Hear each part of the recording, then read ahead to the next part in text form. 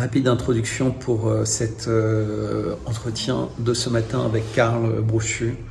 On a beaucoup parlé de ce qui se passe en ce moment dans le monde et de la situation particulière et totalement intenable et insupportable avec Israël, enfin le régime de Tel Aviv, le régime de Netanyahou et les fous avec lesquels il travaille, qui devient de plus en plus dangereux, de plus en plus génocidaire, mais pas que pour la bande de Gaza, pas que pour le Yémen, le Liban ou la Syrie ou l'Iran, mais vraiment pour le monde entier. En ce moment, les colons se voient distribuer des armes de plus en plus fatales, les mitraillettes, et pas des petites mitraillettes commerciales, vraiment des choses de niveau militaire. Évidemment avec les cartouches, c'est Smotrich qui s'en occupe. Voilà, et ça devient intenable de soutenir Trump. Autant il avait donné des signes vis-à-vis des Palestiniens et vis-à-vis de Gaza, avec le cessez-le-feu avant sa prestation de serment. Et depuis, c'est la descente aux enfers pour les Palestiniens, que des trahisons, etc.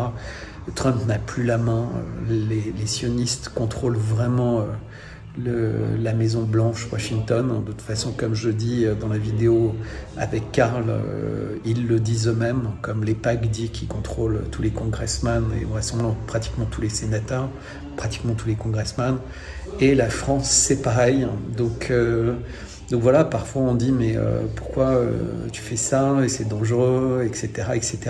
Le problème c'est que si personne ne le fait, eh bien il y aura plus d'avenir pour les générations qui viennent, et ça va aller très très vite. C'est pas une question de 10 ans, 15 ans ou 20 ans, c'est vraiment une question d'années, peut-être 3-4 ans avant qu'on soit entièrement emprisonné dans une matrice. Et là, eh bien, ce sera bien de regretter, mais il n'y aura plus rien à faire. Rappelez-vous cette phrase de Sarkozy qui disait « Ce qui arrive, personne ne pourra l'arrêter ».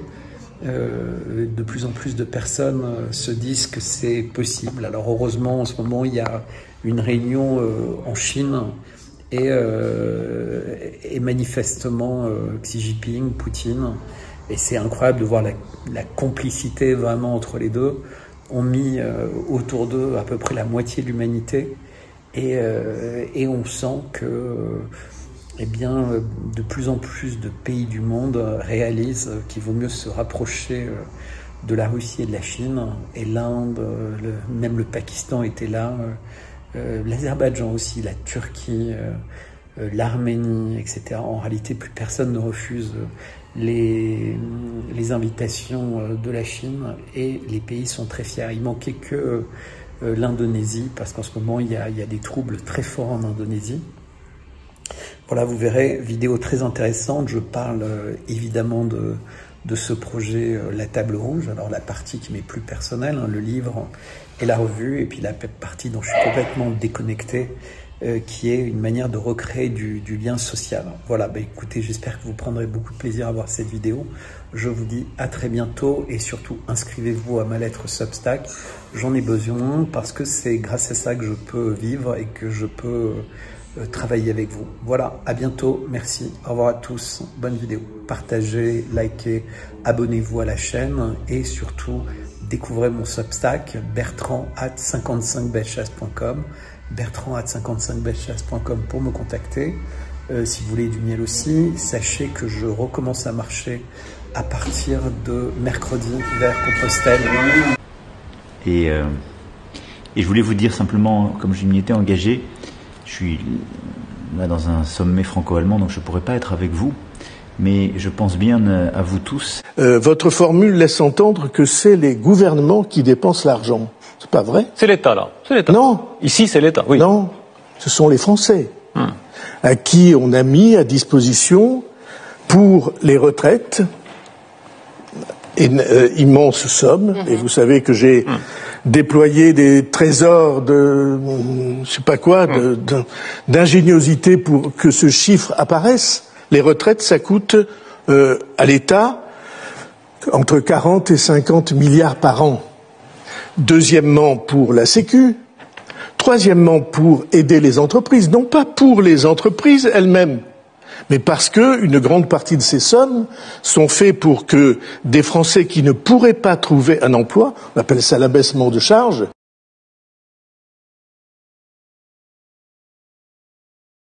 Bonjour tout le monde, bienvenue à cette nouvelle émission de Brochu TV. Normalement, je reçois Bertrand Scholler le dimanche. Cette fois-ci, de mon côté, j'essaie de profiter des dernières journées d'été ici au Québec. Le mercure hier a eu de la misère à monter à 24 degrés et les journées rapetissent de semaine en semaine. Et c'est ça, j'ai décidé de profiter de mon dimanche et tranquillement, ici au Québec, on se prépare à l'hiver québécois, à nos beaux moins 30 degrés avec facteur vent. Le Canadien français, c'est une de ses particularités. On s'est adapté au territoire de la vallée du Saint-Laurent et c'est pour ça qu'aujourd'hui, je vous présente l'émission. Et au Québec, nous, le 1er septembre, on appelle ça la fête du travail. Donc, je suis en congé aujourd'hui. Alors, j'ai proposé à Bertrand de venir me rencontrer plutôt lundi que dimanche. Bertrand Scholler, en direct de France, bonjour. Bonjour Karl, et effectivement moins 30 avec de facteurs dont tu parles entre l'humidité, etc. C'est très très froid. Il y a des endroits où il fait moins 40, moins 50, mais quand c'est sec, on a moins le sentiment de froid en fait. L'humidité du Saint-Laurent rajoute au froid. C'est ce qui fait notre durabilité en Amérique du Nord. C'est ce que les gens ont de la misère à comprendre. C'est que les premiers Français qui sont venus vivre ici n'ont pas éliminé les populations autochtones. C'est tout le contraire. Les coureurs des bois, ces Français venant découvrir l'Amérique, ont plutôt créé des alliances avec les tribus amérindiennes parce que, essentiellement, les Français venaient ici. Malheureusement, dans la vallée du Saint-Laurent, il n'y avait pas d'or, comme Christophe Colomb avait ramené à l'Espagne. Mais nous, c'était des fourrures qu'on venait chercher. Donc, essentiellement, on avait besoin de ceux qui connaissaient le castor ou le trouver. Et les Français se sont métissés naturellement aux tribus amérindiennes ici. Et quand on essaie là, de me faire dire le méchant Français qui est venu éliminer les Amérindiens, c'est pas vrai. On connaît mal notre histoire si on essaie d'attribuer l'histoire coloniale souvent des Britanniques en Amérique qui n'a rien à voir avec ce qu'on a fait, nous, ici en Amérique, Bertrand. Donc, bien, en parlant de méchants français, c'est ce que je te disais, j'avais envie de présenter en introduction la table rouge ou plutôt la nappe rouge. Donc ceux qui me suivent, ceux qui lisent mes lettres Substack, je présente régulièrement des extraits d'un livre qui va s'appeler La table rouge et j'ai annoncé pour le 15 octobre, un peu comme une date symbolique, c'est la Sainte Thérèse et puis le 15 j'aime bien. Et 15 octobre, ça me laissait un peu de temps pour préparer. Je voudrais lancer à la fois une revue, mais qui ne va pas être une revue classique, qui sera un peu sur le modèle des revenus de l'ancien temps, en fait, les revenus du 19e siècle qu'on passe du temps à préparer, qui sont toutes plus ou moins uniques, avec dedans des collages, de la calligraphie, des revues qu'on a envie de garder, mais aussi, tu vois, imprimées comme quand on était étudiant, des pages de texte et des choses comme ça, en fait, qui se gardent. Et puis, au fil du temps, en fait, chaque quinzaine, on a un livre qu'on lit par épisode.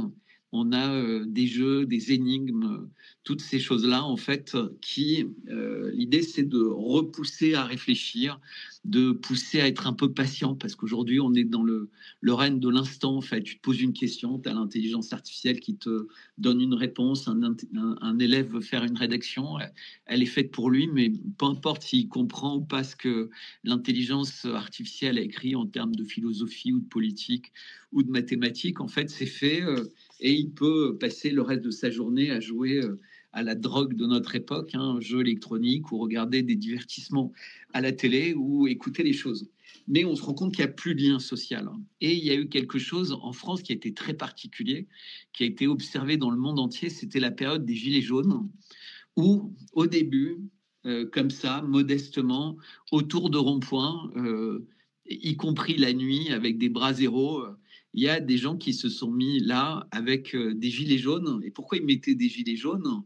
C'était pour pas être écrasé par les voitures qui tournaient autour du rond-point et éventuellement leur dire de s'arrêter et leur expliquer pourquoi ils étaient là. Et à l'origine, au tout début, ils étaient là parce qu'ils n'étaient pas contents de l'augmentation du prix de l'essence. Et depuis, l'essence a explosé. Il n'y a plus de gilets jaunes et tous les prix ont explosé. Alors, je n'ai pas raconté les centaines de milliards dépensés pour la période Covid, l'incendie de Notre-Dame et évidemment les sanctions contre la Russie, la destruction de Nord Stream. Et aussi, on découvre en ce moment que Macron a piqué sur les 71 milliards d'actifs russes que la France avait confisqués. Tu sais, il y a à peu près 300 milliards qui ont été confisqués dans le monde. Eh bien, il y a 46 milliards qui ont disparu. Personne ne sait dire où ils sont. Et surtout, personne ne sait dire comment on les remboursera aux Russes, puisqu'un jour ou l'autre, il faudra les rembourser, sinon c'est un vol. Et le vol, c'est pas quelque chose qui est possible, ni en droit international, ni d'aucune manière. Donc les Russes savent que la France a pillé 46 milliards.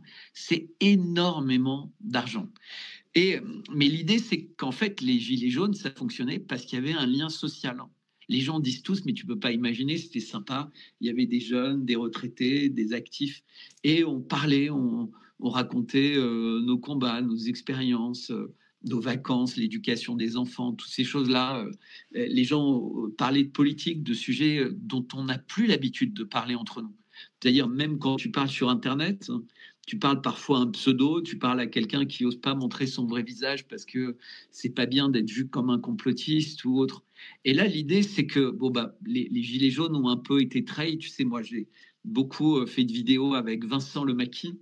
Donc maintenant, il a repris son bâton de vie traditionnel. Il bosse et il essaye quelques mois par an d'organiser des promenades avec un âne, hein, tu vois, où les gens vont visiter l'arrière-pays dans le sud de la France, du côté de Montauban.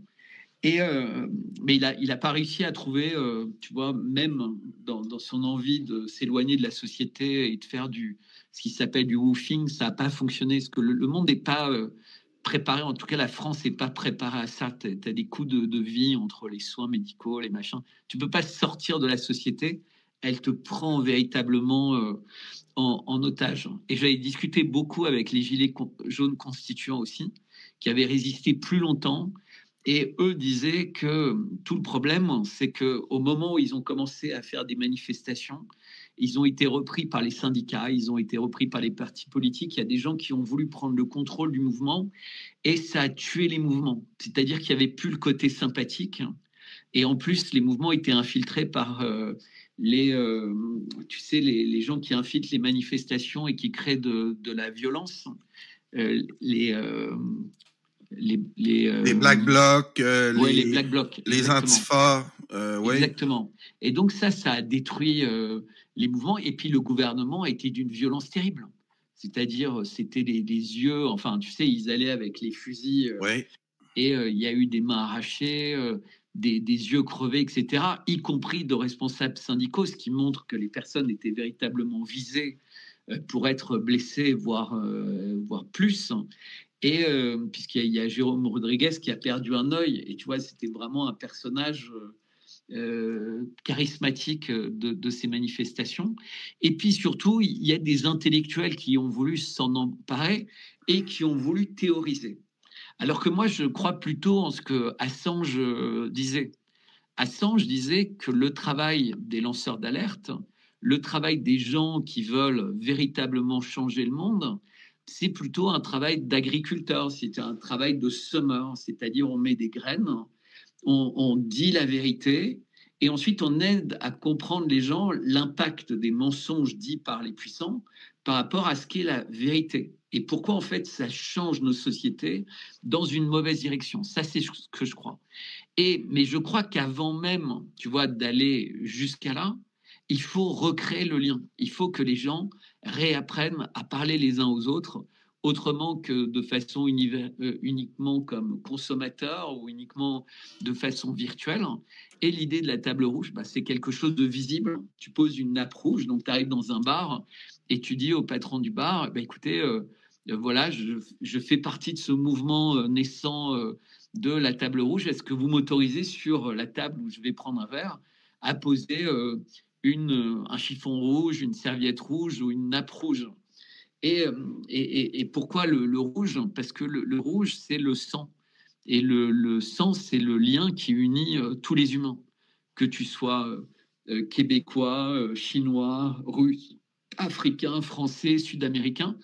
On a une caractéristique unique, c'est pas la couleur de notre peau, c'est pas notre taille, c'est pas notre sexe, et on a tous le même sang rouge dans lequel circule plein de choses en fait, circule la vie en particulier. Et donc le sang c'est intéressant, c'est une belle couleur qu'on nous apprend à moins aimer parce qu'en fait on voudrait ne plus aimer que les circuits imprimés froids des robots et on voit à quelle vitesse ils avancent. Donc il est urgent que les personnes réapprennent à se rencontrer partout où ils sont. Et c'est ça l'idée des nappes rouges. Et donc, vous pouvez évidemment initier ça au Québec. Personne ne possède cette idée. Il n'y a pas de nappe à vendre. Il n'y a pas quoi que ce soit. Et les gens, une fois qu'ils sont devant la table, bah, si tu es prof d'anglais, si tu es prof de piano, si tu es jardinier, mais si tu trouves des clients, c'est pour toi, en fait. Tu as besoin de dire merci à personne, juste à toi d'avoir eu le courage d'aller à la rencontre des gens pour proposer en fait tes services et puis pour proposer ton dialogue en fait, ton amitié ou autre. Alors il y a des gens qui auront toujours peur, mais je ne sais pas qui je vais rencontrer, etc. Si vous savez, parce qu'en fait en un coup d'œil, quand vous allez être face aux personnes, vous allez vous rendre compte si vous les sentez, si vous avez envie de parler ou pas. Il faut refaire confiance à son intuition et il faut refaire confiance à sa capacité de discernement. Et puis, il y en a qui joueront aux échecs, il y en a qui joueront aux cartes. Et puis, parfois, en fait, si ces mouvements grandissent, par exemple, dans des petits villages où les gens se disent bonjour, mais parfois, ils attendent 1 ou 2 fois par an uniquement pour vraiment se rencontrer lors de fêtes du village, eh bien, parfois, si ça prend, eh ben, peut-être qu'ils pourront s'adresser au maire du village en disant on voudrait bien avoir les clés de telle salle ou on voudrait bien relancer le bar ou autre. Parce qu'en fait, naturellement, il y aura un besoin. Ce n'est pas un besoin qui est créé artificiellement. C'est-à-dire, on ne dit pas à toutes les villes, donnez-nous des clés, il va y avoir plein de choses qui vont se passer. Peut-être il y a 10, 20, 100, puis 1000 personnes, tu vois, en France, au Québec ou ailleurs, eh bien, qui vont aimer cette idée et qui vont l'utiliser pour le développer. Et en fait, avec la revue, l'idée, c'est juste de donner des idées, de donner des petits conseils, de donner des astuces, de partager. Parce qu'il y a des gens qui auront trouvé que, en fait, s'ils mettent une bougie sur la table, eh ben, ça fonctionne mieux. Il y en a d'autres qui diront, moi, j'ai fait ça. Et en fait, tout ça sera partagé sur un site Internet, dans une revue avec d'autres conseils pratiques, mais sachant que chacun est absolument libre. L'idée, c'est un mouvement très paisible, mais qui peut devenir extrêmement impressionnant pour un État. C'est-à-dire qu'en fait, c'est un lien social qui avait disparu et qui renaît autour de tables. Et alors, pourquoi aussi la table rouge ? Parce que la photo officielle de Macron, il est assis sur une table rouge. Et donc, c'est pas respectueux pour une table, surtout une table ancienne, d'être assis comme ça dessus. Tu vois, c'est pas du respect. Et donc, ça prouve que la table rouge, c'est un peu comme la table ronde, on disait ça en plaisantant avant de commencer, ça va devenir un lieu qu'on va respecter. Puisque Macron ne respecte pas, eh bien, il faut qu'on aille tout le temps à l'inverse de ce qu'il dit, puisqu'il est dans l'inversion. Et je pense que c'est une transition, puisque tu veux beaucoup qu'on parle de la France aujourd'hui. Donc, oui, on va parler de Bayrou. Puis Bayrou en a parlé dans son discours de la cohésion sociale. Puis au Québec, ici, on travaille ça, l'empire du mensonge, nos colonisateurs britanniques ont travaillé beaucoup là-dessus, sur notre cohésion sociale. Et c'est là aussi qu'on comprend l'importance de notre histoire, comment on l'interprète. Parce que ici, au Québec, on était tricotés serrés, on avait une culture commune, on avait une religion commune, et on a réussi à persister dans le temps grâce à cette cohésion sociale-là qu'on avait construit à travers les décennies malgré notre occupation par les Britanniques. Donc, on a un témoignage à donner le Québec, entre autres à la France, de garder espoir. Dans ce que tu viens de dire en introduction, avec ton projet de la nappe rouge, toi aussi, comme moi, tu remarques qu'il y a une limite aux manifestations. C'est souvent vite gangréné par des intérêts extérieurs. On le vit au Québec, ça a été la même chose dans le temps de la COVID. Il y en a qui en ont vu l'occasion de s'enrichir, d'utiliser la peur à des fins qui n'ont rien à voir, à sortir de ces mensonges que l'État profond aujourd'hui, surtout en Occident, là, on en parle souvent, toi et moi. Et là, qu'est-ce qui va se passer et donc, c'est là-dessus, toi aussi, tu reconnais que la cohésion sociale n'y est plus. Exactement. Il faut essayer de trouver des moyens pour développer ça. Au Québec, nous autres, c'était sur les parvis d'église. Puis au Québec, où ça reste ces petits liens-là, c'est au McDonald's, où à tous les matins, il y a un groupe d'hommes qui se réunit puis qui se jasent de politique et de tout et de rien en même temps. C'est à peu près ce qui reste de notre passé. Mais c'est pourtant, c'est ce qu'il devrait y avoir de plus, et c'est l'idée des tables rouges. Parce que moi, j'ai participé très rarement aux manifestations parce que j'ai du mal à y croire. Donc parfois, je me dis, il faut y aller parce que ça va être une démonstration de force, de nombre. Tu vois, par exemple, quand Fillon a été attaqué de tous les côtés, il y a eu un meeting et on s'est dit, voilà, les gens vont réaliser qu'il y a quand même encore... il est quand même très populaire, il y a du dynamique, tu vois, ça pouvait recréer quelque chose. Mais en fait, c'est pas comme ça que ça se passe. C'est-à-dire que tu as l'instant de la manifestation et dans la minute suivante, les gens sont devant leur télé et leur télé vont leur rabâcher des mauvaises choses sur la personne, vont leur rabâcher des problèmes, des juges, des petites phrases. Et en fait, pour un moment où tu as comme un moment de vitamine, où tu as l'impression de faire partie d'un ensemble, tu vois, et bien immédiatement après, c'est la douche froide. Et donc, ça provoque l'effet inverse. Et c'est pour ça que les manifestations s'érodent. Et c'est le piège. Donc, au début, les gens sont enthousiastes. Ah, il y a une manifestation.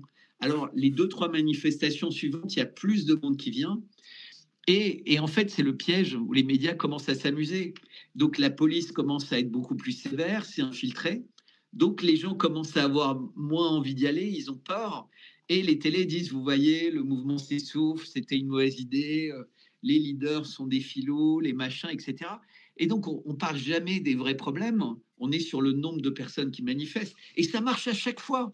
Les gens passent du temps à dire « Ah, la police a dit qu'il y avait que 20 000, mais nous, on pense qu'il y avait 100 000. » Et puis d'autres personnes disent 30 000. Et en fait, on n'est que sur des distractions.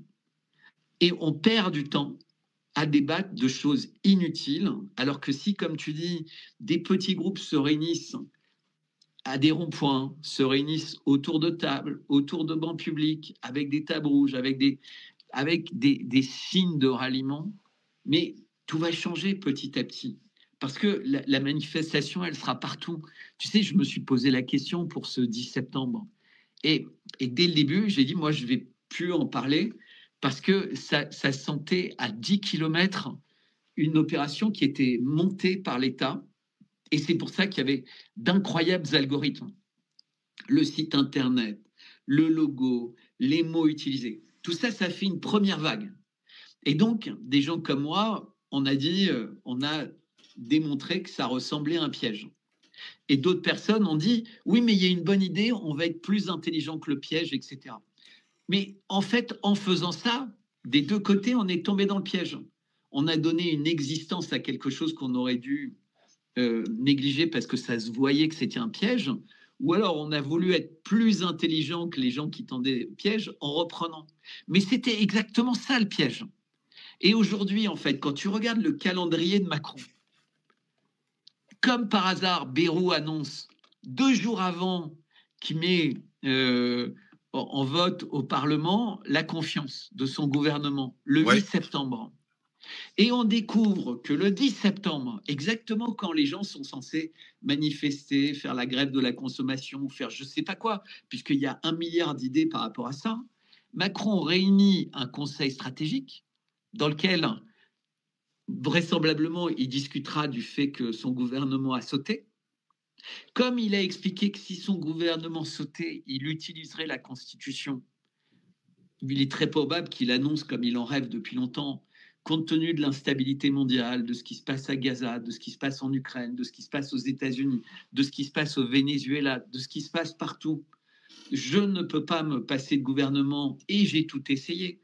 J'ai essayé les socialistes, j'ai essayé la droite, j'ai essayé le centre, j'ai essayé tout ça. Mais les extrêmes en France foutent le bordel. Ils sont trop puissants puisqu'ils sont capables de renverser un gouvernement. Eh bien, je dois prendre le pouvoir. Je vais créer un nouveau système, un conseil stratégique avec la présidente de l'Assemblée nationale, le président du Conseil constitutionnel, mes chefs d'état-major, etc.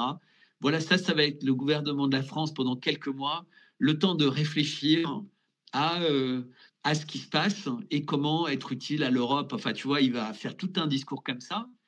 Et donc, en fait, ceux qui auront fait cette manifestation le 10, vont lui donner tous les arguments pour dire, vous voyez, c'est pas possible, les syndicats, l'extrême droite, le machin, etc. Et donc, je dois prendre les pleins pouvoirs. On va devoir emprisonner tout le monde et ça s'accélère. Les embastiments, puisque moi, le 27-28, avec d'autres personnes, j'ai, tu vois, ce procès au tribunal correctionnel, soi-disant parce qu'on aurait été des personnes qui harcèlent Brigitte Macron. Enfin, depuis quand on harcèle Brigitte Macron et depuis quand on l'harcèle pour une histoire qui est totalement mondiale et dont des milliards de personnes sur Terre parlent et depuis au moins 10 ans, les gens en discutent. En fait, c'est juste une manière de terrifier les gens puisqu'en fait, les personnes qui ont été convoquées, elles sont comme une Star Academy de la France.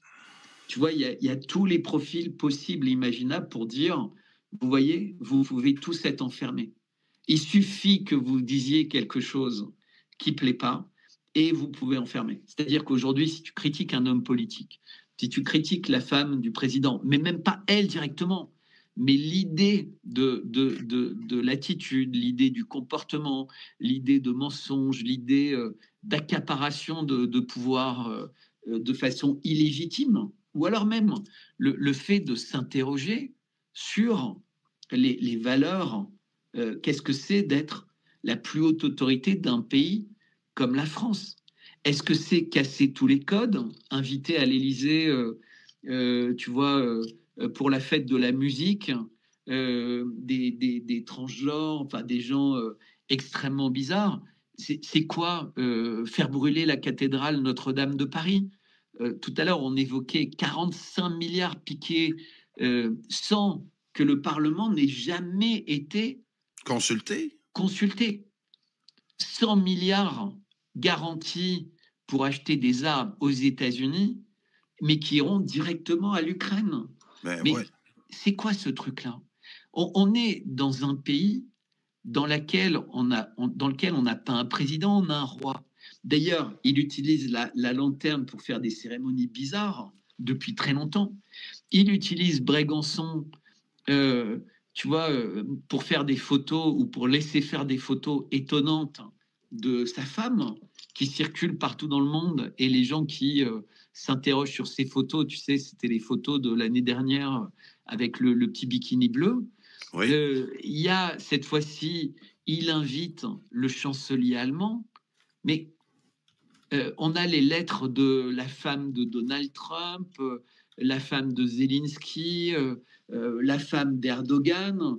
Bientôt, les enfants, ils vont envoyer des messages sur Discord ou sur Twitch entre enfants pour essayer d'influencer les parents. Mais c'est quoi ça? Et le boulanger du président va écrire...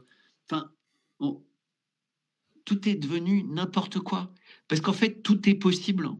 C'est comme on ne comprend plus rien à rien, tout devient possible. Et donc, il faut recommencer à mettre du bon sens. Et c'est pour ça que je dis, réapprenez à vous retrouver autour de table rouge. Et j'espère qu'au Québec, on va vite voir aussi des photos de table rouge. Je compte sur toi, Karl. On va surveiller ça. Écoute, j'ai... Tu vas donner l'exemple. Ah, ben, bien sûr, si je prévois faire des sorties au Québec, faire découvrir, entre autres, à mes auditeurs de France, les belles régions du Québec. Puis, je vais traîner mon drapeau et ma nappe rouge. Je te le... Oui, c'est noté. Oui. Et d'ailleurs, petit clin d'œil, il y a un numéro d'Histoire Magazine qui est en kiosque là maintenant, qui sort sur les sociétés secrètes. Donc, très intéressant numéro. Ah, et ça, tu es un de ceux qui osent les nommer l'État profond. C'est un peu une chose que je reproche à certains influenceurs ici au Québec. On nous parle de l'État profond depuis plusieurs années. Et les gens ont été très sensibilisés à ça pendant la COVID. On a vu jusqu'à quel point on est dirigé par des groupes qui n'ont rien à voir avec nos élus.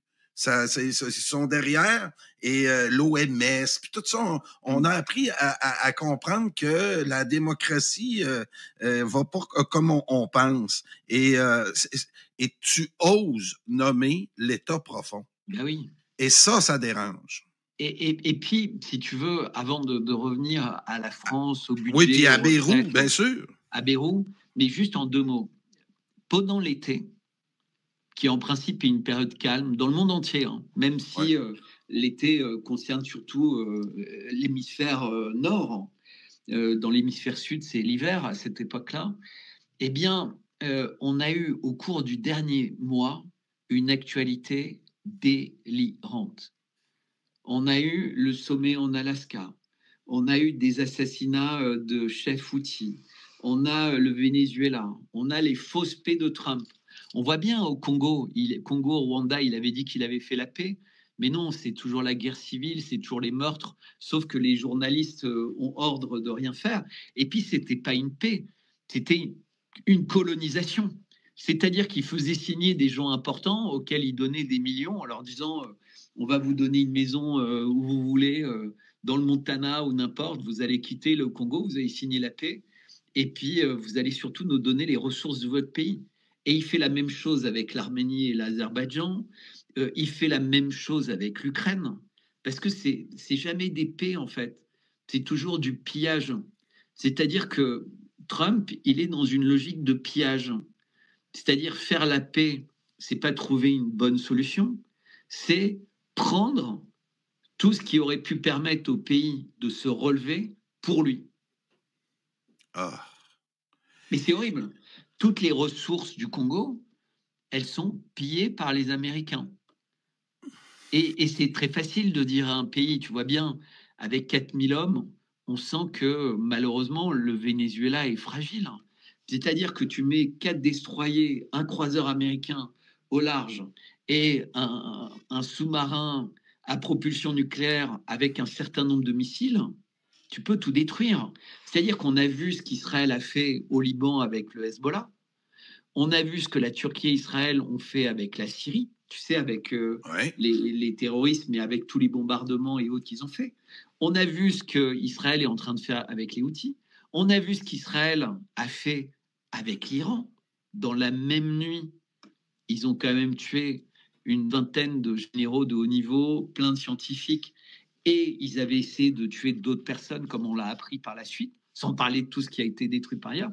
Donc, dans un pays comme le Venezuela, qui n'a pas forcément, si tu veux, des défenses antiaériennes de très haut niveau, parce qu'a priori, il n'est pas sujet à être attaqué par les airs, tu vois, il est en guerre avec personne, le Venezuela, il n'est pas en guerre avec les États-Unis.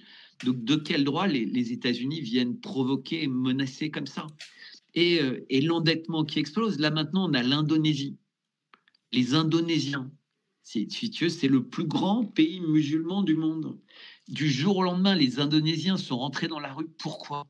Parce qu'eux, contrairement aux Français, leur gouvernement a dit « serrez-vous la ceinture ». Et les députés se sont augmentés. Et ils ont dit « mais c'est quoi ça ?» Ça marche Nous, pas. Macron, tout ça dit « serrez-vous la ceinture ». On découvre tous les avantages et le rythme de vie de Beyrouth, entre Matignon, sa ville de Pau, ses machins. On voit d'ailleurs, il a grossi comme une baudruche, mais exactement comme le président du Sénat. Enfin, il y a des images de ces petits déjeuners, mais c'est des gens qui vivent, mais comme si on était, tu vois, dans la Rome, au Vatican, à l'époque des Borgia, quoi, entre des orgies d'alimentation, des orgies. Enfin, il y a eu Ah ouais. une ex-star du porno qui semblait avoir bien connu Bérou, en fait. Donc, ces gens sont vraiment bizarres, en fait. Ils ont un côté, ils s'accaparent tout et ils demandent aux autres de ne rien avoir. Il faut regarder la décoration de l'Élysée.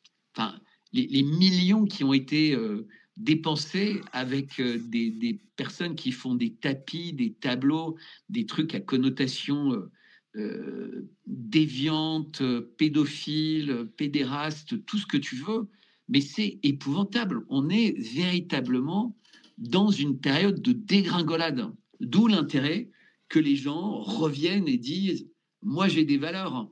Alors, il y en a qui veulent aller à la mosquée, il y en a qui veulent aller à l'église, mais peut-être que les musulmans et les chrétiens et les juifs et qui voulaient peuvent se retrouver autour de tables rouges, mais pour dire avant tout on est humain, quoi. C'est du sang qui coule dans nos veines, on n'est pas devenus des espèces de zombies décérébrés après 7 ans de Macron. On a résisté en fait.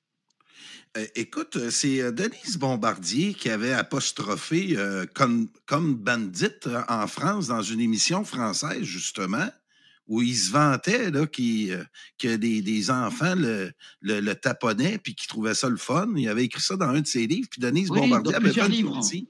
Et Bertrand, je dois te dire qu'au Québec, souvent, quand on regarde les mœurs des Français, parfois, effectivement, on a l'impression qu'en France, vous endurez des affaires pédophiles, des pratiques, excuse-moi, sexuelles et autres qui semblent défier tout le gros bon sens. C'est quoi cette culture-là qu'il y a en France Mais si tu veux, ce qui est épouvantable, il y a des gens qui dénoncent ça, ouais. Et parfois sont impliqués dans ces affaires des personnes qui sont des références de la résistance, des gens qui sont invités partout parce qu'ils sont des philosophes, parce qu'ils sont des penseurs, parce qu'ils sont... Et le fait de les attaquer parce qu'ils ont écrit sur ces choses-là, ils ont écrit sur la sexualité des enfants avant 15 ans, que finalement c'était pas si déviant, que c'était pas... Eh bien, t'as pas le droit de les attaquer. Tu sais, parfois, moi, j'attaque ceux que j'appelle les marchands du temple. Mais non, tu n'as pas le droit de les attaquer. Ah non, ok, ils mentent, ok, ils trichent, mais c'est quand même des résistants. Ok, ils ont fait ça, ou ils ont été liés avec un tel. Mais c'est devenu des vaches sacrées. Alors, on ne doit plus y toucher.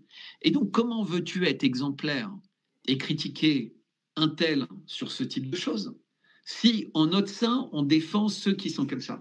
Et donc, tu parles d'un vrai sujet. On avait un ministre de la Culture, Frédéric Mitterrand. Ouais. On a eu quelqu'un de très proche de Mitterrand qui s'appelait Berger, avec Saint-Laurent. On a Cohn-Bendit, mais on a énormément de personnes qui sont troubles dans ce domaine. On a eu le patron d'un grand cercle, un peu société plus ou moins secrète, je crois que le nom c'est Duhamel, qui s'est retrouvé mêlé à des affaires d'inceste entre enfants et enfants d'amis. Et puis, en réalité, tu vois que se réunissaient autour dans des villas de luxe des gens qui étaient censés pas gagner leur vie. Tu vois, des socialistes, des hommes politiques de l'époque de Mitterrand, etc. Et puis, tous les enfants et les parents, tout ce petit monde était à poil, tout ce petit monde baisouillé entre eux. Alors, est-ce que les enfants participaient ou autre? Et je crois, c'est Camille Kouchner, qui est... en fait, il y a une fille qui assistait à ça et qui a écrit là-dessus. Mais bizarrement, ça fait toujours plouf. Oui, c'est ça. Il n'y a pas personne qui veut approfondir ces sujets-là, Bertrand. Puis ça nous laisse croire, nous, au Québec, que ces comportements-là sont acceptés dans la culture française. Exactement. Ça nous laisse croire ça. Tu as l'affaire Fillon pour une affaire de costume on lui barre la route à l'Élysée. Tu as toutes ces personnes qui ont des scandales énormes, le système essaie de les protéger. De temps en temps, c'est impossible. Donc, ils font semblant de partir, mais on leur donne un placard doré par ailleurs. Mais en fait, plus tu fais des choses dégueulasses, plus tu as l'air d'être protégé.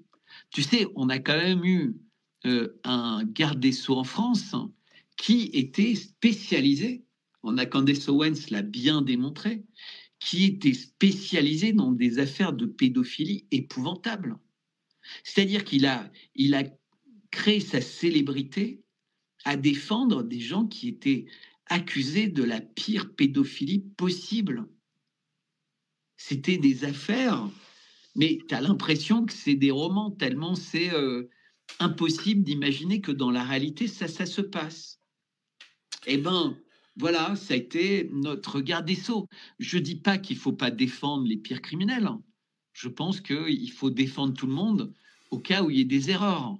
Mais c'est quand même flagrant qu'on est un pays dans lequel... Et d'ailleurs, tous les pays du monde savent que s'ils veulent venir s'amuser, faire un peu n'importe quoi, la France, c'est pas mal. Et la France est très impliquée dans l'affaire Epstein, dont on ne parle jamais en France. Et bon, de toute façon, maintenant, c'est devenu un sujet interdit parce qu'à la fois Trump et donc tous les adorateurs de Trump ont décidé que c'était un sujet interdit, alors que c'était le sujet le plus important. Les mêmes, il y a quelques semaines, ont dit non, mais il vaut mieux pas qu'il s'attaque à Epstein, il va s'attaquer à Obama, à Clinton. Bon, maintenant, il ne s'attaque plus à Obama et à Clinton non plus. Il s'attaque à Soros. Puis demain, il va s'attaquer au Venezuela et à Maduro. Mais les gens sont vraiment complètement fous. Je vais te raconter juste une anecdote ce week-end. Ce week-end, il y a eu 2 images qui ont fait beaucoup de polémiques. Emmanuel Macron avec une carte de Pokémon. Et le Pokémon, c'est un dragon auquel personne ne résiste. Il paraît que c'est une carte de Pokémon très importante. Mais il montre ça, alors qu'il est en train de discuter de nucléaire à Brégançon avec le chancelier allemand. Il montre une carte Pokémon. Ben voyons, toi. Et donc, d'un dragon. Alors, quand tu connais un peu, si tu veux... Les Pokémon, là, puis leur force. Non, là, surtout la religion catholique et Saint-Michel qui terrasse le dragon qui symbolise le diable. Quand tu vas voir Place Saint-Michel, le dragon, il a la tête de Macron, la statue. C'est complètement incroyable. Donc Macron se présente, mais d'un clin d'œil, c'est ma carte. C'est moi, c'est ma carte. Et on le voit. Et tu as une autre image de Trump et qui dit « Vous allez enfin tout comprendre ». Et dans sa main, il a un Q+. Alors, il y a des gens qui voient un Q avec une croix. Sauf que Q et le christianisme, c'est absolument incompatible. Je ne suis pas rentré dans le détail, je l'ai déjà décrit des dizaines de fois. Mais il est très malin, Trump. En faisant cette photo, tous ces QAnon, ils disent « Vous voyez, j'avais raison ». Mais Trump, il les active parce qu'il sait qu'il a des milliers de gogos qui vont se battre pour lui et pour son image, juste parce qu'il fait une photo auquel 90% des gens vont évidemment pas prêter attention, ou vont dire, voilà, enfin, tu vois. Mais les QAnon, eux, ils vont dire, et ils se sont tous, tu sais, c'est comme les escargots quand il pleut. Ils sont un peu honteux parce qu'en fait, ils voient bien que rien ne se passe. Alors Trump les réanime avec une photo, il y a un cul.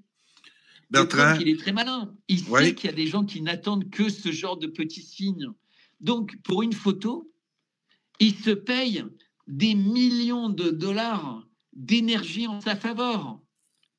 Parce que tous ces gens-là, waouh, et ils se rebattent sur les réseaux sociaux pour défendre Trump, pour défendre ce qu'il fait à Gaza, défendre ce qu'il fait. Donc, il a remis $1 dans le jukebox et il a un jackpot de QAnon qui sont ranimés. Tu sais, c'est comme un pacemaker avec une image où il a un cul. Et ça, c'est la force de Trump. Il a fait la même chose avec ses bitcoins.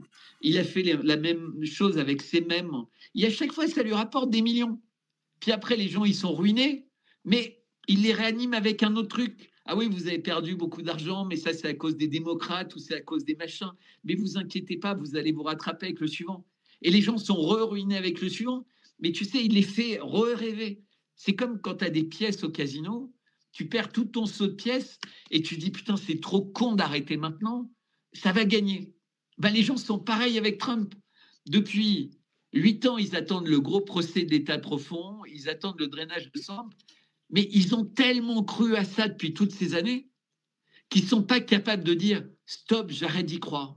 Et donc, ils continuent à miser, et de temps en temps, Trump leur donne ce qu'il faut pour qu'ils y croient. Et il suffit d'une photo avec un cul. C'est ça qui est hallucinant. Il n'a rien dit. Il n'y a pas de date, il n'y a pas de machin. Trump, depuis qu'il est élu, il annonce qu'il va faire des déclarations qui vont changer la face des États-Unis. Bon ben, les chiffres du chômage sont faux. Les chiffres des emplois sont faux. La dette américaine explose comme jamais. Et elle explose tous les jours. Les boîtes ne reviennent pas. L'inflation. L'Inde vient de faire un doigt d'honneur aux États-Unis. Ils augmentent les tarifs. L'Inde dit, mais on va augmenter la consommation de pétrole russe de 20%. On vous emmerde. La Chine en profite pour dire à l'Inde, regardons loin des États-Unis, il faut qu'on apprenne à travailler ensemble, le dollar va s'écrouler. Regardez ce qui se passe avec l'Europe, parce que les gens, ils observent. C'est-à-dire, même si au début, ils pouvaient être un peu séduits, comme moi j'ai été, par l'espoir qu'on pouvait représenter Trump après la période Biden, où les gens comprenaient bien que Biden, ce n'était pas un président des États-Unis, c'était une momie. Donc, il y avait un petit espoir que les choses changent avec Trump. Il s'associait avec Elon Musk, il faisait... Et puis finalement, mais quelle douche froide. Il est avec Rubio, il est avec Graham, il est avec des gens qui sont véritablement en train de montrer qu'ils sont les pires. Rubio, qui vient d'interdire la venue de la délégation palestinienne au sommet de l'ONU. Aucun membre de la délégation palestinienne n'aura de visa et ne pourra se rendre aux États-Unis pour le prochain sommet de l'ONU. Mais les Français, les Anglais qui disent qu'ils veulent reconnaître la Palestine, il n'y en a aucun qui en parle. Il n'y en a aucun qui dit ouais, c'est ça. C'est scandaleux. C'est vrai. Reconnaître la Palestine et vous les invitez pas. Ce qui prouve qu'ils n'ont absolument pas l'intention de reconnaître la Palestine. Tout ça, c'est des conneries. C'est pour les crétins qui veulent y croire.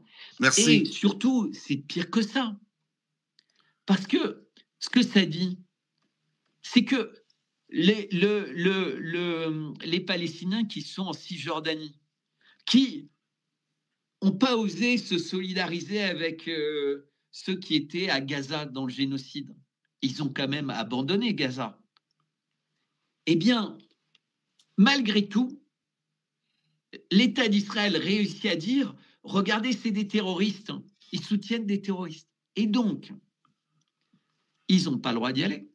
Mais dans le même temps, Israël détruit, tue, sabote, ment, triche, pilote, viole dans les prisons, etc., affame. Il y a des explosions des maladies en ce moment à Gaza. Les médecins disent qu'il y a des nouvelles maladies, on ne sait pas comment les contrôler, on n'a pas de médicaments, on n'a rien du tout. C'est en ce moment, au moment où je te parle. Il va falloir inventer un autre mot que insupportable, Bertrand.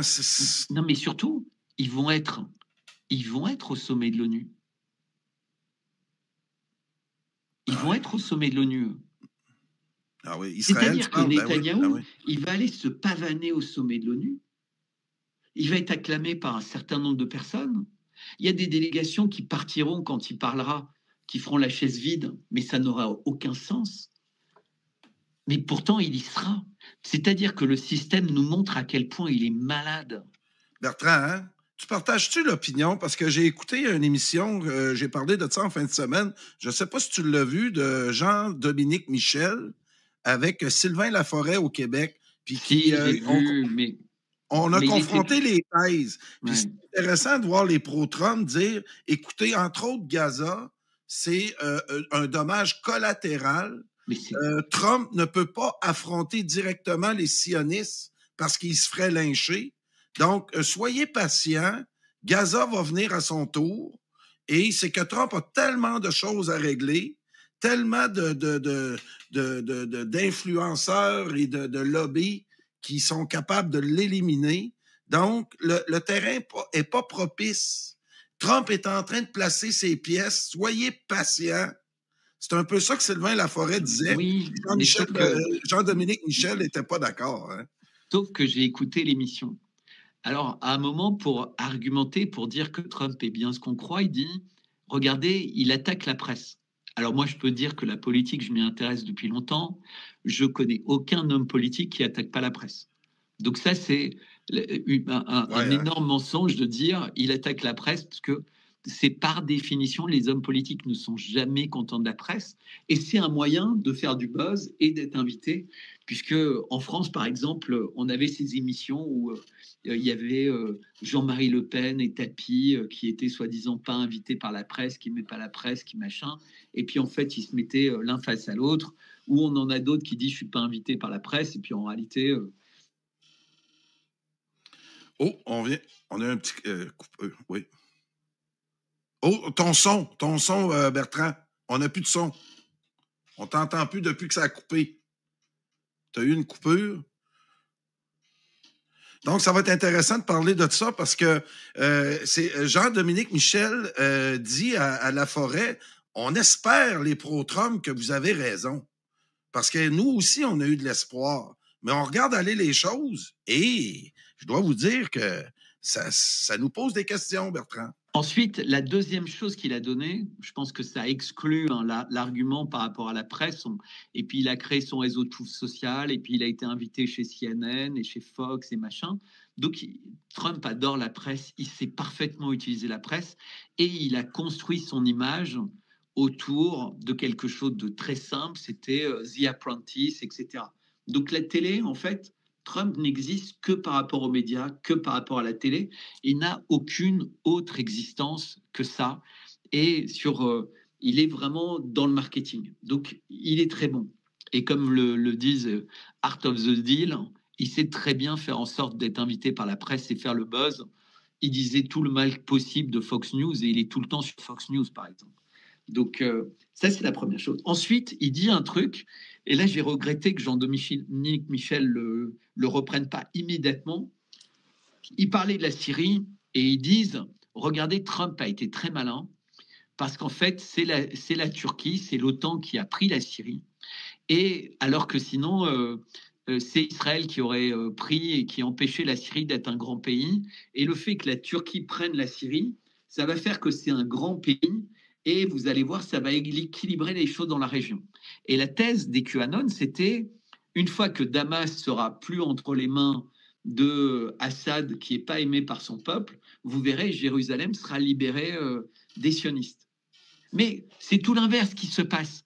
Il y avait des réunions qui ont eu lieu à Paris, et on en avait déjà parlé entre nous, où ils ont décidé d'exclure les Turcs, pas d'armes turques en Syrie, pas de formation des militaires turcs, aucune influence de la Turquie.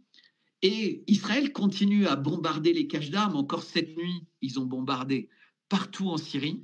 La partie druze au sud de la Syrie a demandé à être sécessionniste, donc à se couper de la Syrie.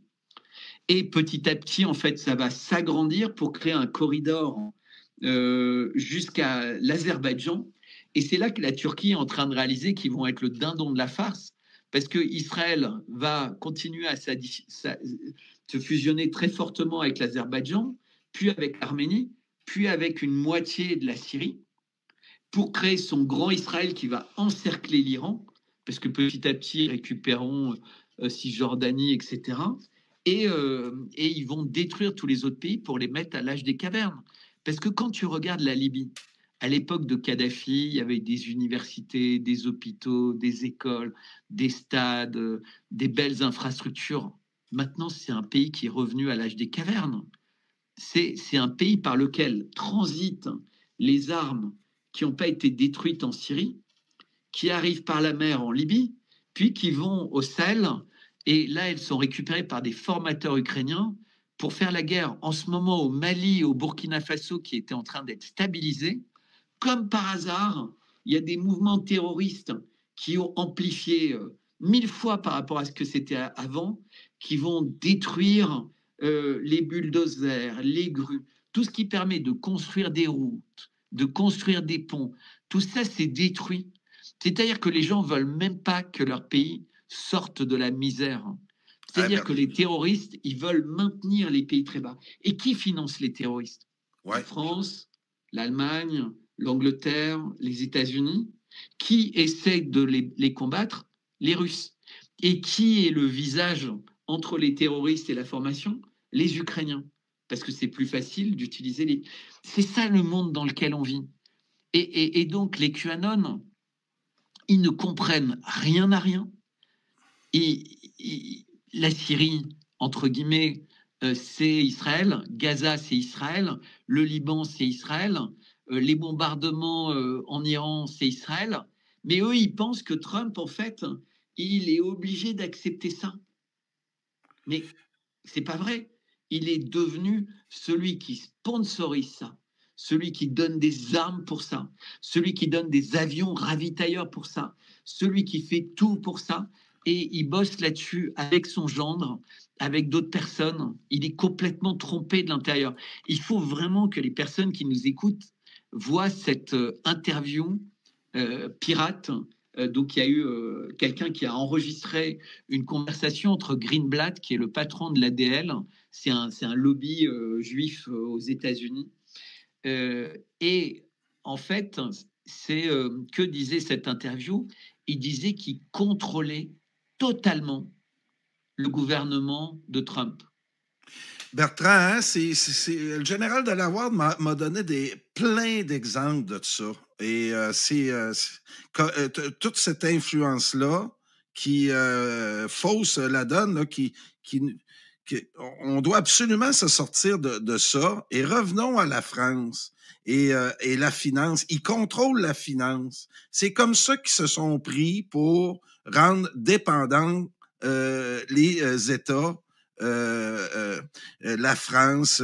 Vernochet, hier, me parlait que tous les pays qui sont pas endettés sont devenus une menace pour cet état profond-là de la haute finance des banquiers judéo-protestants que j'aime bien expliquer. Mais quand tu m'expliques que... Mais en fait, tous ces gens-là qu'on appelle judéo-protestants, juifs, protestants, ce que tu veux, en réalité, c'est à l'intérieur de ces religions, c'est toujours des khazars, en fait. C'est des gens qui ne sont pas des personnes qui ont la moindre religion, à part pour le diable. C'est ceux que Poutine appelle les vampires, c'est ceux que Kirill, le patriarche orthodoxe de Moscou, appelle les forces du mal. C'est ceux que d'autres appellent les adorateurs du mal. De toute façon, dans les évangiles, tout ça, c'est très bien décrit. C'est-à-dire que Jésus-Christ dit « Vous êtes les adorateurs du diable ». Il dit pas « Vous êtes des faux juifs », il dit pas « Vous êtes… » Il dit « Vous êtes des adorateurs du diable ». C'est-à-dire que depuis le taureau d'or, donc depuis le retour de Balak, quand Moïse descend, eh ben, il y a une très grande partie des personnes qui se disent juives, mais qui sont des adorateurs du diable. Malheureusement, ils sont infiltrés au milieu de la communauté juive, et c'est comme un cancer, en fait. Et c'est eux qui ont pris le pouvoir. C'est-à-dire qu'en fait, ils se disent sémites. Ils ont même changé leur nom de famille. Ah, ça, Bertrand, ils ont changé les étiquettes. C'est très important à expliquer. Parce que l'histoire juive, on la connaît pas. Ils nous ont rempli plein d'histoires vis-à-vis Israël. J'écoute souvent là, les gens qui connaissent rien à la région, mais qui ont plein d'opinions sur comment on devrait régler le problème là-bas. C'est très important qu'on comprenne ça. L'histoire des khazars. Ça, là, les gens connaissaient pas ça. En tout cas, au Québec, là, j'aborde ça souvent, puis pas tout le temps. Les gens ont beaucoup de misère à comprendre ça. C'est ce qui nous aide à sortir de l'antisémitisme. Parce que moi, j'ai rien contre les Juifs. J'ai rien. Ben oui, évidemment. Mais personne. Ça n'a rien à voir. Moi, s'il y avait 300 milliardaires québécois qui mèneraient du trouble à travers le monde pour garder nos privilèges ici au Québec, je dirais non, je suis pas d'accord avec ça. Faisons nos affaires chez nous, arrêtons de créer des problèmes ailleurs. Oui. Et c'est ça la haute finance, Bertrand. Et comment sortir de là sans une faillite majeure de ce système monétaire-là? Mais il y a un problème avec le système monétaire qui est accaparé. on voit bien, comme tu viens de dire, il est contrôlé par le SWIFT, il est contrôlé par des grandes banques, il est contrôlé. On avait vu au moment des subprimes, en fait, il y avait quelques personnes qui réussissaient à étouffer la bulle financière qui allait exploser suffisamment loin pour se débarrasser des problèmes avec d'autres qui étaient assez cons pour y croire. Et d'ailleurs, il y a des grandes banques allemandes et autres qui ont été ruinées parce qu'en fait, elles ont avalé des dettes américaines à la fin sans rien y comprendre parce qu'ils croyaient les rapports et les statistiques et les choses. Mais c'est pareil dans le domaine du droit, c'est pareil dans le domaine de l'information. C'est-à-dire que, par exemple, on a à la Cour internationale de justice, à l'initiative de l'Afrique du Sud, en ce moment, ils sont en train d'étudier le génocide de Gaza. Ça dure depuis 2 ans. Mais le génocide de Gaza, en réalité, il dure depuis bien plus longtemps. Ben oui. C'est quelque chose qui dure depuis facilement 2006, le moment où il redonne, entre guillemets, une autonomie à Gaza pour mieux l'enfermer et l'asphyxier et petit à petit détruire Gaza. Il faut imaginer, au début du siècle, Gaza, c'était magnifique. Avant qu'il y ait toute la colonisation, Gaza, c'était magnifique. Il faut que les gens imaginent que Gaza, c'était une riviera au début du siècle dernier. C'est-à-dire, c'était comme la Yougoslavie avant que ce soit détruite. Il faut imaginer les plages à Pakistan, etc. C'était sublime. C'était un pays puissant, avec l'orthodoxie était présente, toutes les communautés vivaient ensemble, etc. Et tout ça, ça a été détruit. À Gaza, il y avait des juifs, il y avait des musulmans, il y avait des chrétiens. Tout ce petit monde vivait très, très bien. Et d'un seul coup, il y a eu des kibboutz qui ont été créés, mais ce n'est pas des gens qui venaient pour s'insérer, c'était des gens qui venaient pour prendre le contrôle. Bertrand, peux-tu expliquer aux gens, surtout au Québec, en France aussi, c'est quoi un kibbutz? Puis c'est quoi le but de créer un kibbutz dans une région donnée? C'est de prendre le contrôle? Comment ça fonctionne, ça, ces kibbutz? En fait, c'est exactement ce qu'ils sont en train de faire à Chypre. Donc, c'était créer des communautés, c'était dire, tiens, on va s'installer dans une région où la terre est pas chère, évidemment, dans la région de Palestine, puisque ça s'appelait Palestine à l'époque. Israël, c'était un nom qui n'existait pas depuis très très longtemps. Ça a existé à une époque, il y avait les tribus d'Israël, mais il y a très peu de cartes qui existent, que quelqu'un peut montrer, mais qui existent de l'époque, ou même du XVIIe ou du XVIIIe siècle. Toutes les cartes qui racontent cette région, les mots, c'est Palestine, Hittite, Cananéen, Mésopotamien, etc., etc. Mais il n'y a jamais marqué Israël. Après, il y a des cartes qui ont été créées plus récemment qui racontent ça, mais c'était Palestine. Et donc, des gens auxquels on fournissait de l'argent, souvent c'était des personnes, tu vois, qui étaient plutôt jeunes, dans l'ambition, on leur faisait miroiter un rêve, on leur disait, tiens, on va te financer, tu vas aller t'installer là-bas, et tu vas être un avant-poste pour que finalement des juifs puissent reprendre un peu et redonner vie à cette région. Mais ils n'avaient pas vraiment... Les premiers qui venaient, c'était un peu comme les trappeurs, c'était comme la conquête de l'Ouest. Mais ils se sont transformés en le mauvais côté, le côté des sionistes. Tu sais, quand tu regardes la conquête de l'Ouest, assez vite, il y a eu des gens qui étaient insérés dedans, c'était les Mormons. Et les Mormons, on voit que maintenant, l'histoire est en train de dire la vérité. En fait, ils créent des faux attentats entre les gens qui voulaient aller vers le Pacifique Sud, donc traverser les immenses plaines américaines pour aller s'installer en Californie ou ailleurs. Et en fait, les Mormons, eux, ils voulaient débarrasser les États-Unis des Indiens. On voit ça maintenant, les gens le disent. Eh bien, c'était la même chose avec les kibbutz. Au début, c'est juste un kibbutz. Et puis après, ils vont voir les gens, alors ils leur proposent de l'argent. Le terrain, il vaut 1000, il leur dit, je te donne 5000. Mais la personne accepte, parce qu'elle n'a pas l'impression de vendre autre chose qu'un terrain. Elle ne se rend pas compte qu'elle est en train de vendre son pays. Ah oui. Eh bien, il se passe la même chose à Chypre en ce moment. C'est-à-dire qu'il y a des gens qui arrivent avec des fortunes et qui proposent bien au-dessus du prix du marché. Et au début, les gens acceptent. Parce que pourquoi tu ne vendrais pas tu vends qu'un terrain? Mais en fait, tout de suite, ça devient des communautés fermées qui s'étendent avec des gens qui viennent. Et puis, si tu les embêtes, tu dis « Ah non, vous êtes antisémite, vous êtes machin, vous ne vous rendez pas compte, etc. » Aujourd'hui, il y a plus de 1%. Alors, 1%, ça a l'air d'être rien. Mais 1% d'un pays, c'est énorme. Même Bill Gates, il ne possède pas 1% de la terre américaine. Bien sûr que c'est énorme, Bertrand. Il ne possède même pas 1 pour 1000. Il ne possède même pas 1 pour 10 000. Mais s'il avait 1 pour 10 000, ce serait énorme. Bertrand, de ce que tu me parles là, à une échelle beaucoup plus petite, dans la région de Montréal, je l'ai vécu quand j'étais plus jeune. J'étais moniteur dans un camp d'été dans le nord de Montréal, où il y a plein de lacs et des chalets. Puis la communauté s'était acheté un lac et avait interdit l'accès au lac à la population locale. Oui. Et souvent, là, tu vas voir la logique des gens, ils disent « Ouais, mais ils l'ont payé, ils ont le droit de faire ce qu'ils veulent sur leur lac. » Il y a ce genre, et la même chose en Israël, ils disent « Ouais, mais ils l'ont payé, ils ont le droit de faire ce qu'ils veulent. » Ça veut dire qu'ils prennent le contrôle de l'eau.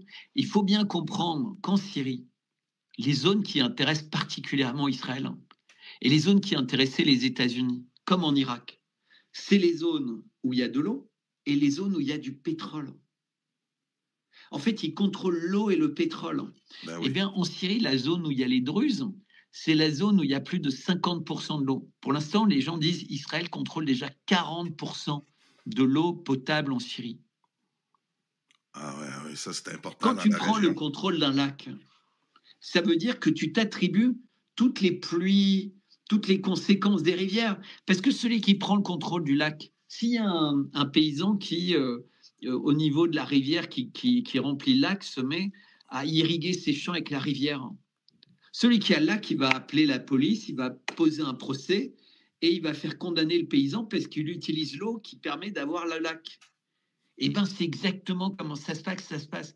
Tu as le Jourdain, qui est un fleuve qui coule en Israël. Eh bien, tous les pays où coule le Jourdain, ils n'ont pas le droit d'utiliser l'eau du Jourdain. Parce qu'Israël dit, l'eau du Jourdain, c'est uniquement à nous. Et donc, si vous osez puiser dans le Jourdain, on va vous faire la guerre.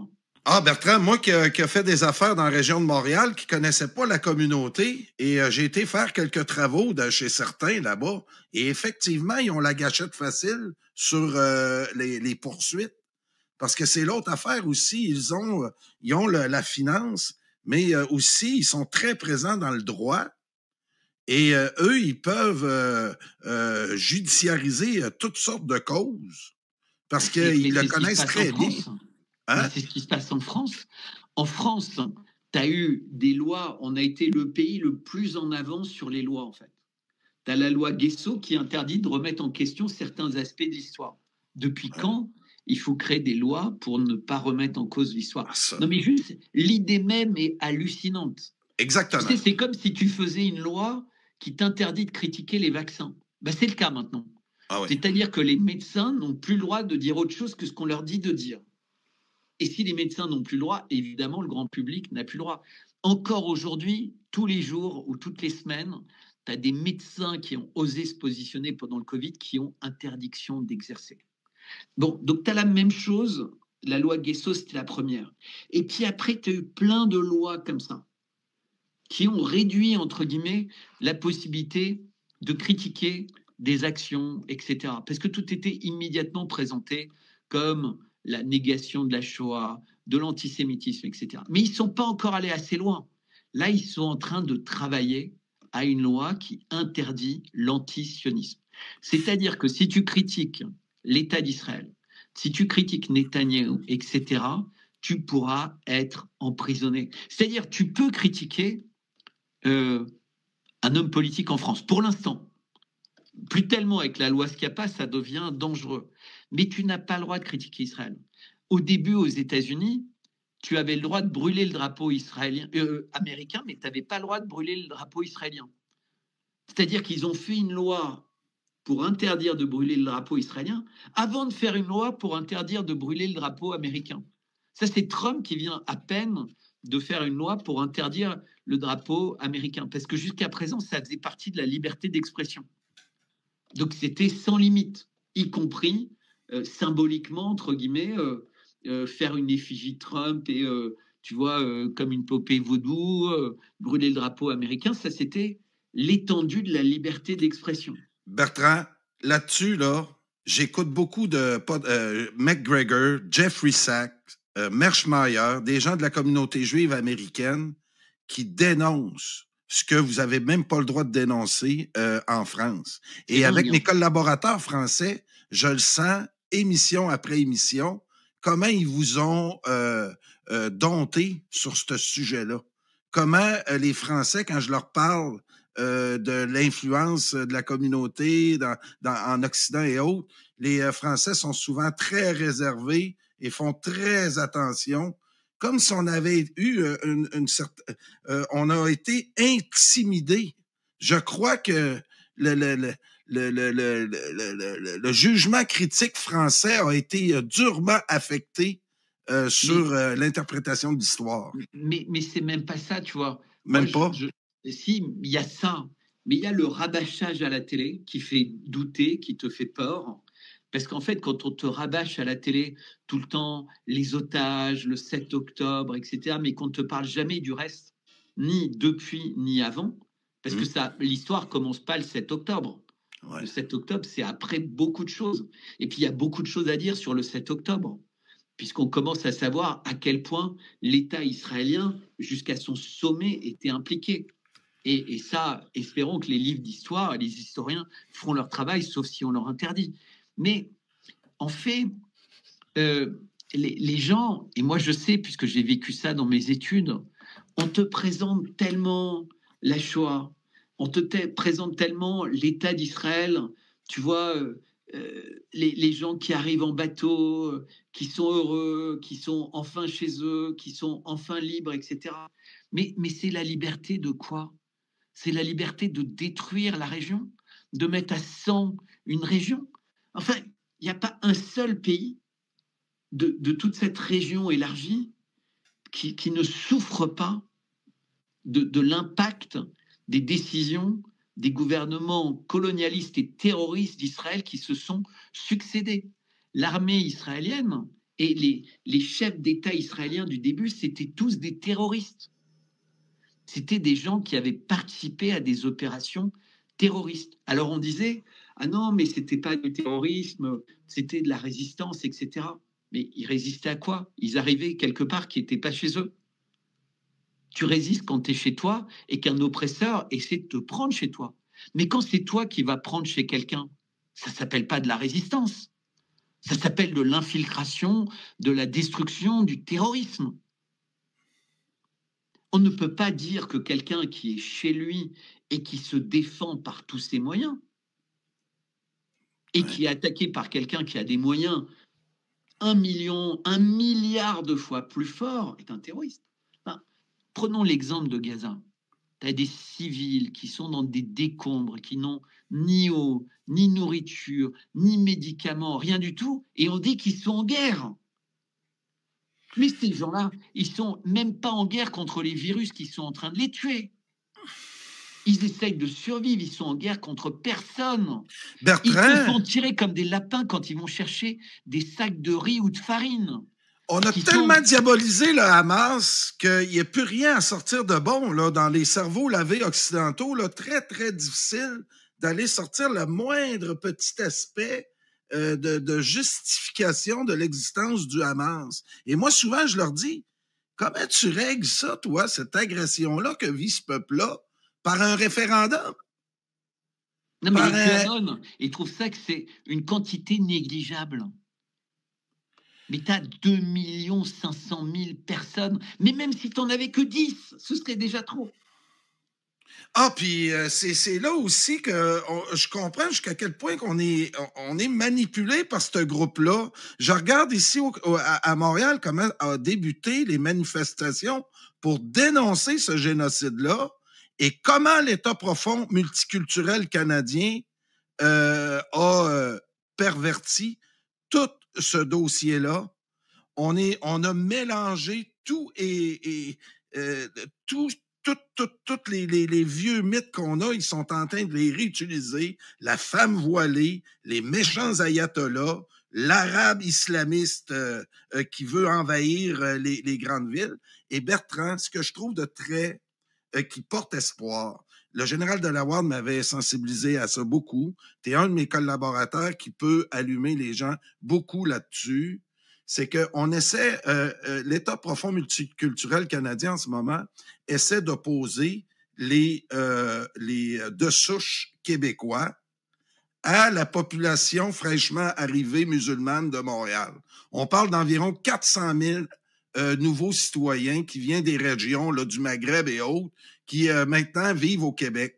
Et ça, c'est un phénomène qu'on connaissait pas.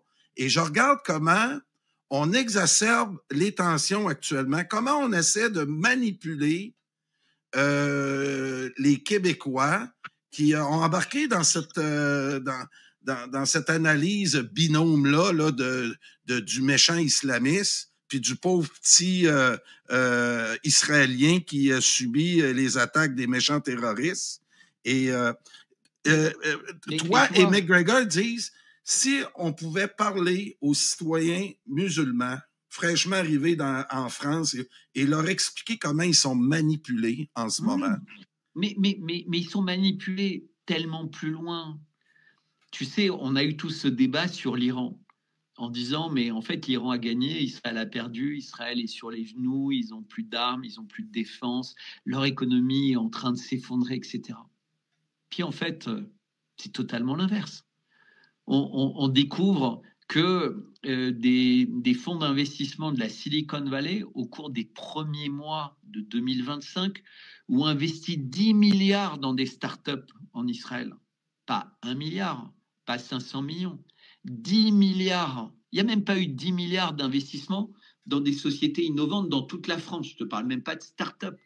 10 milliards d'investissements dans des startups israélienne par la Silicon Valley. Ça, c'est en plus de tout l'argent, les 30 milliards par an qui sont donnés par les États-Unis en armes, etc., etc.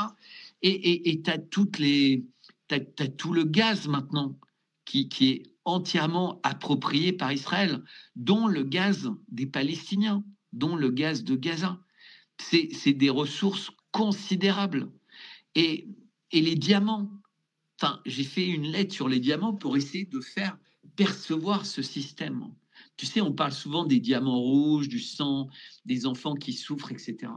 Mais en réalité, quand tu étudies pourquoi est-ce que Israël est la plaque tournante des diamants, pourquoi il y a un contrôle si total du diamant alors qu'ils ne produisent pas les diamants et ils ne taillent pas les diamants. 99% des diamants sont taillés en Inde et 99% des diamants, 80% viennent d'Afrique et de pays comme ça, et une partie vient de Russie.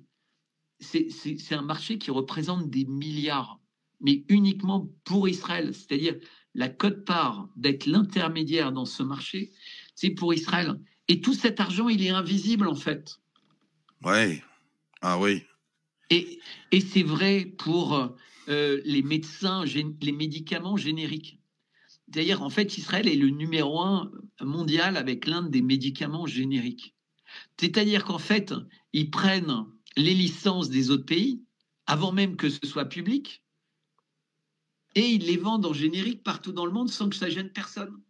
Et les pays comme la France, alors que nous, on a des laboratoires qui ont fabriqué le médicament original, nous demandent d'acheter les génériques à Israël. Écoute, ça me fait penser ici, dans le domaine de la construction, la mafia, quand ça fait plusieurs décennies que ça existe, ça, mais dans les 30 dernières années, c'est que la mafia au Québec, dans le domaine de la construction, quand ils voyaient des domaines très payants, achetaient des compagnies dans ce domaine-là. Mettons qu'on est dans la...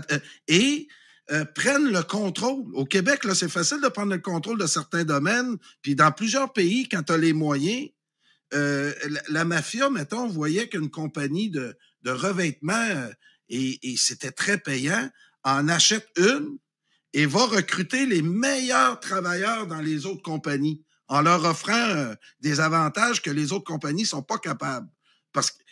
Souvent, c'est pour blanchir de l'argent. De l'argent, ils en ont comme ils veulent. Donc, ils sont capables de spotter, excusez-moi l'expression, mais les domaines payants, ils s'y accaparent. Et c'est ce que je comprends de la haute finance. C'est ce que je comprends aussi depuis que on a enlevé l'étalon d'or sur le dollar américain des années 70. J'ai compris ces derniers jours, Bertrand, qu'en faisant ça, on a laissé le dollar américain s'imprimer comme on voulait et ceux qui le contrôlent peuvent acheter ce qu'ils veulent parce que là, le monde se sont mis à avoir confiance aveuglément au dollar américain et tout le monde en voulait. Ils ont réussi à développer ce sentiment-là, cette appartenance-là au dollar américain. Et aujourd'hui, ben, c'est le fond de notre problème. Tu parlais de Ibrahim Traoré au Burkina Faso et autres. C'est ça qui se passe en Afrique aussi. Ils arrivent avec des valises d'argent puis ils achètent du monde. L'argent ne leur coûte rien à produire. Hein? Au Burkina Faso, le pauvre Ibrahim Traoré, et moi j'ai des amis, enfin des personnes avec qui j'échange au Burkina Faso, et ils me disent, Bertrand, depuis un mois, tu ne peux pas imaginer. Le pays était en train d'être solidifié, on avait l'espoir, on reprenait le contrôle de notre agriculture, on reprenait contrôle de tout. Et là, les terroristes poussent comme des champignons. Ils ont des drones, ils ont des armes, ils savent exactement où on est. Ils sont organisés comme des commandos. C'est plus organisé comme des terroristes qui savent pas trop ce qu'ils font. Là, c'est des armées. C'est quasiment des forces spéciales. Et l'exemple que Trump nous offre actuellement est fort révélatrice. Là. On le voit aussi au Venezuela, Bertrand. C'est Jean-Claude qui m'a expliqué ça tantôt. Au Venezuela, ils ont plein de cellules terroristes. Fait que quand ils voient arriver les bateaux américains, on me dit que ça pourrait avoir le même effet qu'en Iran. C'est-à-dire que le peuple était divisé, mais là, ils voient arriver l'armée américaine. Donc, ils disent, c'est quoi qu'ils font là? Ils veulent prendre le contrôle. Et Maduro... j'ai hâte, mais on comprend très bien que ces groupes-là, j'ai dit, comment ça se passe, Jean-Claude? Il dit, le problème, c'est que ces milices-là, commanditées par les Américains et l'État profond, vont créer du trouble, là. C'est des gars... Ah oui? Et puis, il y a quelque chose que beaucoup de personnes ignorent. C'est qu'on nous présente Maduro comme on nous présente Poutine comme des terroristes. Mais au Venezuela, les gens ont X, ils ont TikTok, ils ont Facebook. Les télés, elles appartiennent à des milliardaires, souvent qui vivent à Miami. C'est pas la Corée du Nord, le Venezuela. Donc, tu as vraiment une opposition, tu as vraiment des fortunes mises pour renverser les cerveaux des gens. Tu vois, tu as peut-être des télés qui apprécient Maduro, mais c'est pas toutes les télés. Elles ne sont pas censurées. Si tu veux, quant au Brésil, tu vois, il y a des gens qui veulent couper certaines chaînes, etc., sur X, mais tu n'as jamais ce problème au Venezuela. Maduro, il ne demande pas à X et il sait qu'il n'obtiendrait rien. Il ne demande pas de couper. Il laisse vraiment le peuple être intelligent. C'était vrai aussi en Russie, jusqu'à ce que la Russie comprenne que Soros, l'USAID, ils avaient dépensé des milliards et que s'ils ne coupaient pas pendant quelque temps Facebook et autres, c'était comme un agent étranger qui voulait détruire de l'intérieur. Mais au Venezuela, ça existe. Hey Bertrand. Et donc, entre la mise à prix à 50 millions de dollars, les médias, les grandes entreprises, les grandes familles, les mouvements d'opposition, tu as quand même eu quelqu'un qui s'appelait Guaido, qui vivait au Venezuela et qui était présenté comme les Américains, comme le vrai président, mais il vivait sur place. Et parce qu'on imagine vraiment, c'est la force des médias qui nous donne l'impression qu'en fait, c'est un pays qui vit sous cloche. Non, c'est un pays normal comme les autres, mais qui est agressé. C'est un pays dans lequel il y a des élections, des oppositions, des syndicats, les boîtes sont privées. Tu vends Coca-Cola, il y a McDonald's, il y a... Tu vois ce que je veux dire? Ah, puis Bertrand, c'est facile aussi. Si toi et moi, on a une photocopieuse qui imprime de l'argent comme on veut, c'est un peu de même qu'on va fonctionner aussi. C'est-à-dire, et quand tu as pris cette habitude-là, quand tu as une planche à billets t'évites toutes sortes de procédés diplomatiques pour arriver à une paix véritable. Ben, t'es pas là-dedans, puis on le voit. Trump a encore ces habitudes-là. Les Américains, les partisans du système américain pensent qu'on peut tout acheter avec de l'argent. Exactement. Et ce qui est hallucinant, c'est que pour l'instant, cet argent vaut quelque chose. Ouais. Alors que ça vaut rien depuis longtemps. Exactement, c'est ça, je te dis. On a... Hey, ça, là, Bertrand, il faut développer ça. Il faut développer une photocopie. On fait une émission ce soir tard. Hein. Oui. On se retrouve à 10h ou 11h. Hein. Merveilleux. La suite ce soir. Hein. Oui, la suite ce soir, Bertrand. Merci. Puis, quelle heure? Disons notre heure tout de suite pour que les gens puissent... 10h30, 22h30. 10h30, heure de France, donc il va être 16h30 au Québec. Et préparez vos tables rouges, commencez dès maintenant. Il faut que ça pousse partout et que les gens voient qu'il y a un mouvement qui se crée. Et c'est votre mouvement, c'est pas le mien, c'est pas celui de Karl, c'est vraiment chacun peut s'approprier ça puisque chaque table dépend de celui qui l'ouvre. Exactement. Puis l'idée, c'est que, puis on va conclure là-dessus parce qu'on parlait de ce qui s'en vient en France. Cette possible décote-là du FMI et autres. On sent qu'on va vivre des choses en France qu'on risque de vivre un peu partout en Occident, des pays surendettés. Mais on devrait être décoté depuis longtemps, Karl. Ouais, hein? C'est uniquement du lobbying qui fait qu'on n'est pas décoté. Et là, ça va servir à Macron, la décote, puisque ça va lui permettre de prendre les pleins pouvoirs. En fait, il veut la parfaite tempête. Ouais, hein? Il a besoin de ce chaos. Il veut pas de table rouge, lui. Il veut pas de gens qui reprennent le pouvoir, mais avec leur intelligence, avec leur raisonnement, avec leur bon sens. Lui, il veut des cons, des animaux, etc. Pourquoi Gaza résiste? Parce qu'en fait, ils sont pas tombés dans le piège.